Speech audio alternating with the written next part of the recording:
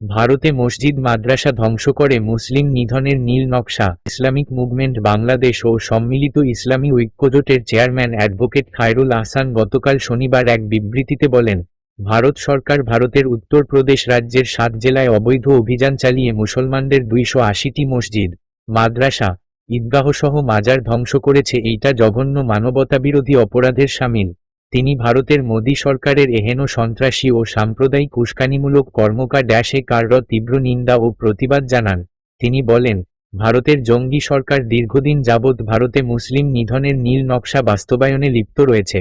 মোদী সরকার ভারতের অভ্যন্তরে মুসলিমদের মসজিদ মাদ্রাসাসহ বিভিন্ন ধর্মীয় প্রতিষ্ঠান ধ্বংস করে মুসলমানদের হৃদয়ে আঘাত দিয়ে যাচ্ছে। ইহাতে বিশ্বের সমস্ত মুসলমানের হৃদয়ে রক্তক্ষরণ হচ্ছে। তিনি আরও বলেন, মোদী সরকার মুসলিম বিরোধী এবং কট্টর হিন্দুত্ববাদী সাম্প্রদায়িক সরকার।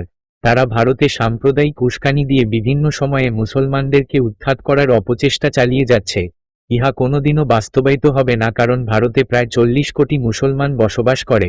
সকল মুসলমান গর্জে উঠলে হিন্দুত্ববাদী সরকার পালাবার পথ খুঁজে পাবে না। তিনি ভারতের সকল মুসলমান সহ পৃথিবীর মুসলমানদেরকে ভারতের বিরুদ্ধে জেগে ওঠার আহ্বান জানান। তিনি জাতিসংঘ সহ ওআইসিকে ভারতের মোদী সরকারের সাম্প্রদায়িক উস্কানিমূলক এবং মানবতাবিরোধী এই সকল অপরাধের জন্য তাদের উপরে নিষেধাজ্ঞা আরোপ করে এবং জাতিসংঘে প্রস্তাব উত্থাপন করে ভারতের বিরুদ্ধে জরুরি পদক্ষেপ গ্রহণের জন্য দাবি জানান।